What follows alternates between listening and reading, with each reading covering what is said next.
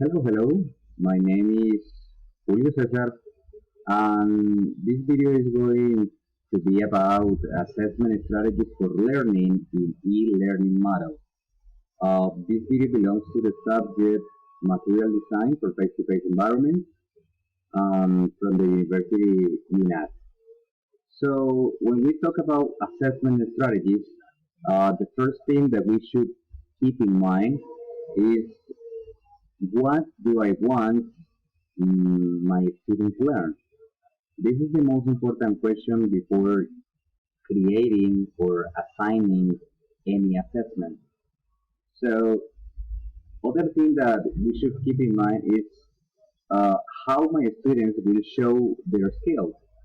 So, keeping in mind this information, uh, we will have a base of how we are going to create and to assign our assessment. So, something pretty important. Assessments work best when it is frequent in order to see our students' progress.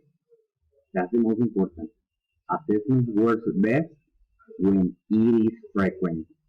So, there are three kinds of assessments. The first one is formative assessment. The second one is summative assessment. And the final one is authentic assessment. The first one, formative assessment, is about or it takes information about the student's performance through graded quizzes, written assignments, and student participation. The most important characteristic of this item is feedback. Then we have summative assessment. This assessment eh, is the typical assessment that grades a student with a grade or a score at the end of a course. That is the summative assessment. So it's a summary of all the grades that the student had during the course, and that is the summative assessment. Okay, the final grade, in other words. Then we have the authentic assessment. This is the assessment that encourages students to show their abilities, to demonstrate how they apply the knowledge they got through, pay attention to this, application activities such as case studies. All right, keep that in mind. It's very important at the end of the video. And feedback should be given by comment assignment. Okay, by comment assignment. So now the question is, how can we apply this? Well, the first uh, way to apply this is linking your assessment with the course objectives. Always that we are going to start a new course, we say or we mention, we tell our students the objectives of that course. So it's important to link the assessment with those objectives. Now, it's important to add assessments in all the parts of the course. So, what are these parts? Here they are. The first one is at the beginning of the course. So, at the beginning of the course, we apply an assessment uh, doing a previous knowledge quiz. That's one of the tools or strategies to apply this. Then the second one is through the course. So we assign or we do assessments or we apply assessments through different activities in during the course. Okay. Finally, we apply assessments at the end of the course. So for this stage, it's a good idea to use questionnaires, graded assignments, questions inside videos, and discussion posts.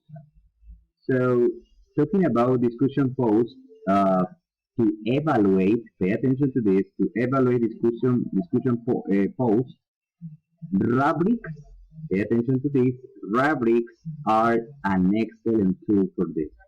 because rubrics are the tool that show the students what the teacher is going to evaluate. Other strategies that could be applied are these following ones. I have four strategies. So the first one is the strategy show and tell.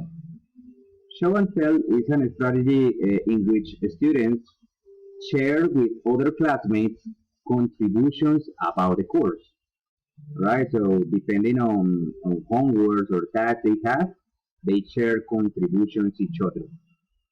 Then we have autobiographical sketches, right? So this strategy encourages learners, to write two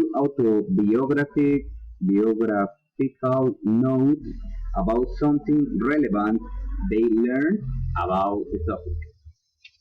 Then we have the response to video, uh, which is when students watch a video and they answer any question about that. And finally, we have collaborative projects. How its name says, is when students work together researching any topic they like. Finally, questions should be organized from the lower to the higher level. Yes, from the easiest one to the most difficult one. Okay, thanks a lot for your attention. Now, listen to the questions about this video. So, the questions are the following one. First question, based on what you heard in the video, how do assessments work best? Second question, mention the three kinds of assessments there are. Third question, when I mentioned in the video authentic assessment, what is the activity that I propose? Fourth question, in which stages assessments should be added? And finally, for evaluating discussions posts, what is the excellent tool that I mentioned in the video? Alright, thanks a lot for your attention. I hope you like this video. And that's it for today. See you in the next time. Bye bye.